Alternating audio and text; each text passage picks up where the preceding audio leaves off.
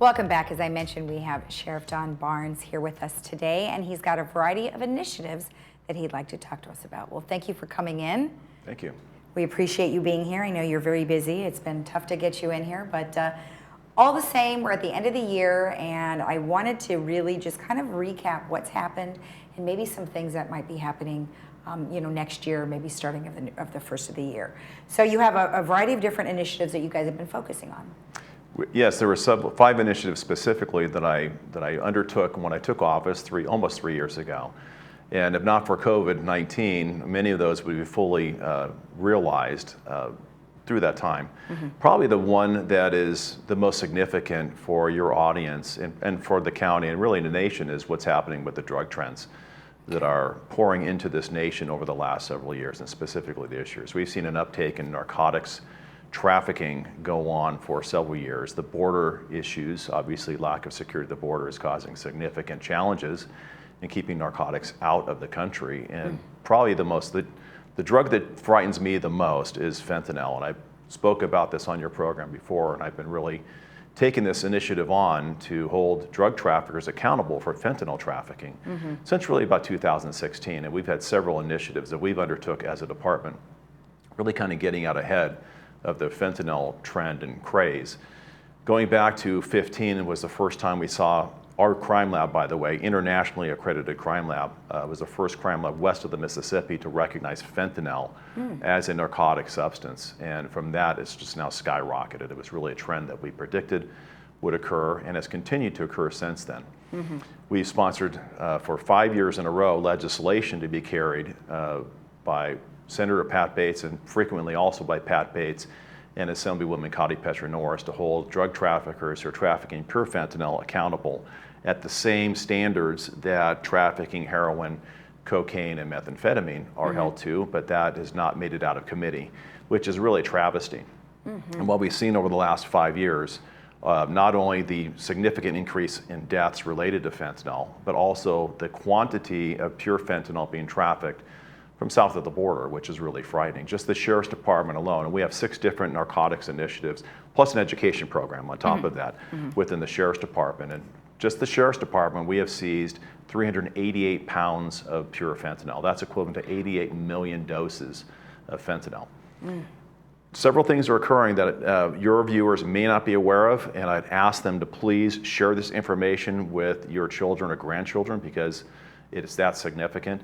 Fentanyl being trafficked now is not being sold as fentanyl. It's being clandestine produced into pharmaceutical drugs to make it look like it's other narcotics like OxyContin, oxycodone, Xanax, and other prescription medications, and sold as those prescriptions, although there's no pharmaceutical quality to those prescriptions. They are just fentanyl. They're being clandestine, illicitly produced.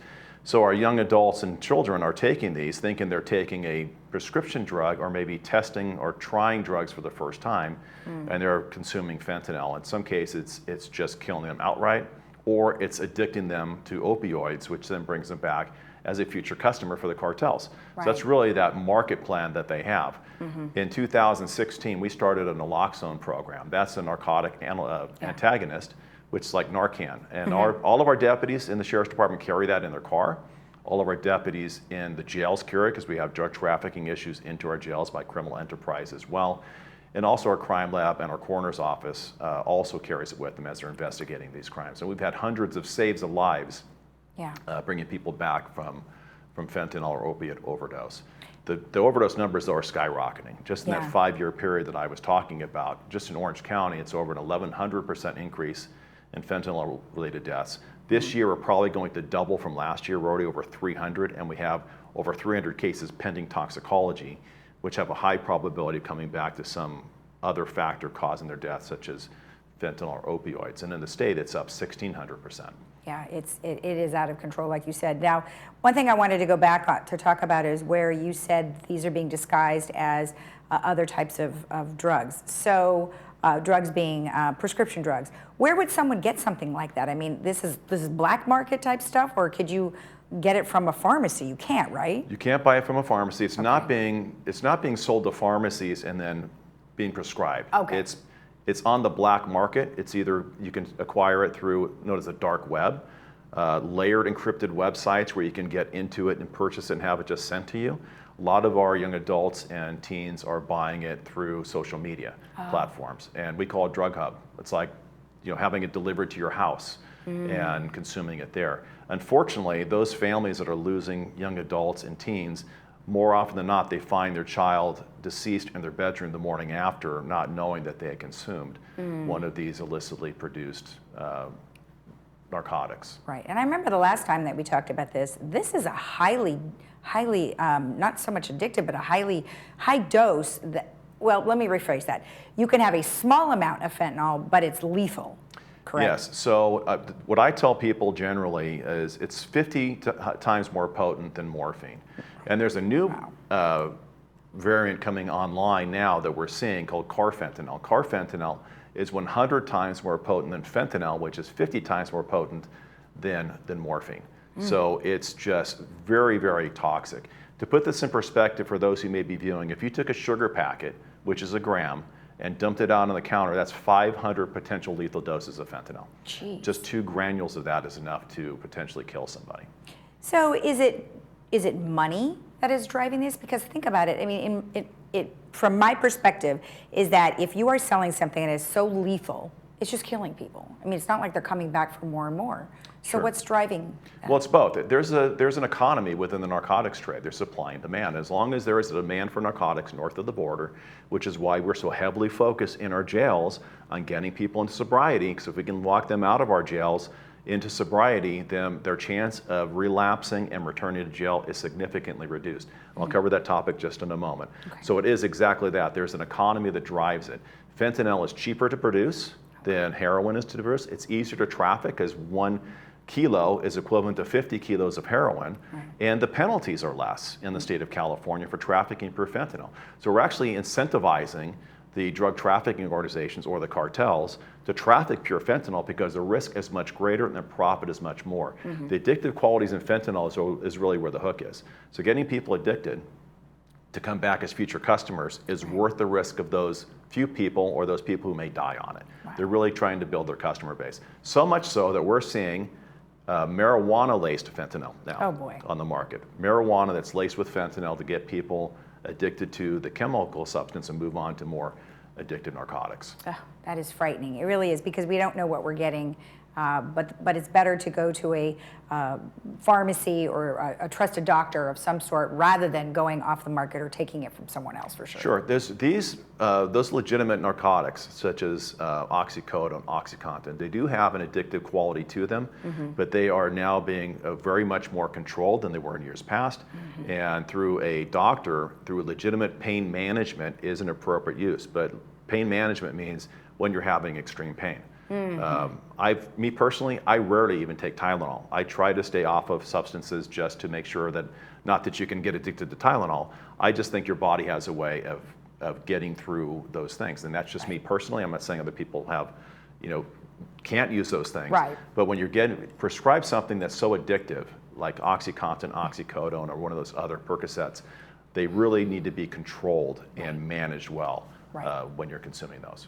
And that's been at the forefront of many of my discussions with a lot of the doctors and hospitals around town, is that they really are becoming more of a pain management education process, especially if you are having some type of a surgery and you are in pain, for sure. So that's definitely in the forefront. Now, you mentioned that Pat Bates, there was some legislature that is in the works but hasn't moved forward yet. What can our viewers do to help that move along?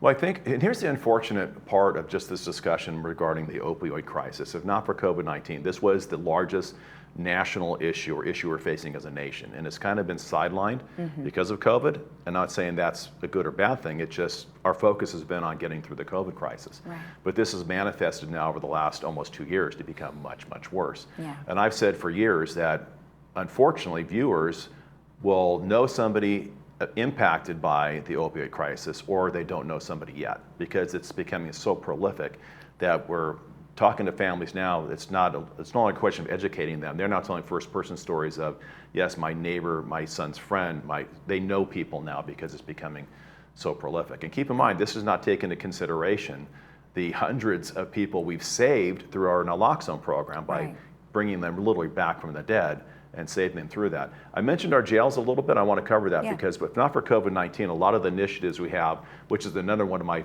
main initiatives in our jails, would have been fully realized. We had to stop some of our construction projects in our jails since COVID-19 because we couldn't bring non-essential personnel into the jails because of the COVID risk. But one of the programs I'm most proud of is our medicine-assisted treatment, known as MAT. So on any given day in a normal population, I will have between 550 and 725 people on medicine-assisted treatment, which is opioid management, getting them off of opioid addiction. And our hope is to get them into, obviously, sobriety, and then transition them out of custody into some sustainable program to maintain that sobriety. On any given day, on a normal population, I have between 100 and 120 people in my jail who are medically supervised detox off of alcohol and or drugs on any given day. I have, we mentioned the mental health issues that we faced in the jail, and we're building out now the ability to treat them for their mental health issues. And I want to be clear, there are people that believe I incarcerate the mentally ill. There isn't anybody that comes to my jail who is not charged with a crime. I don't pick who comes to the jail. Other people bring them to me through either the court process or a warrant for a criminal violation of law. But a vast majority of them have mental health issues or substance use disorder issues or co-occurring issues. And we're trying to treat those to get them either into mental health stability or into sobriety or both, and sometimes even into housing as they're transitioning through our jail, so then when they leave, they walk into the arms of somebody who can help them maintain their success.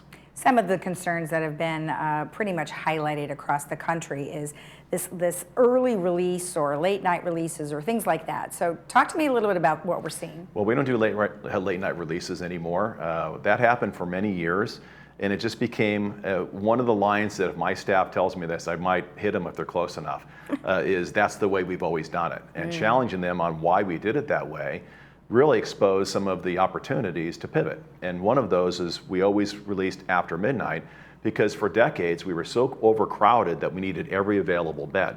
We're not overcrowded the way we were 10, 20 years ago. So when I took office, we changed and we started releasing anybody who's scheduled to be released from a sentence gets released at 8 o'clock in the morning, generally between 8 and 10. And I have the discretion by law to release in that 24-hour period. I don't intend to hold them longer than necessary.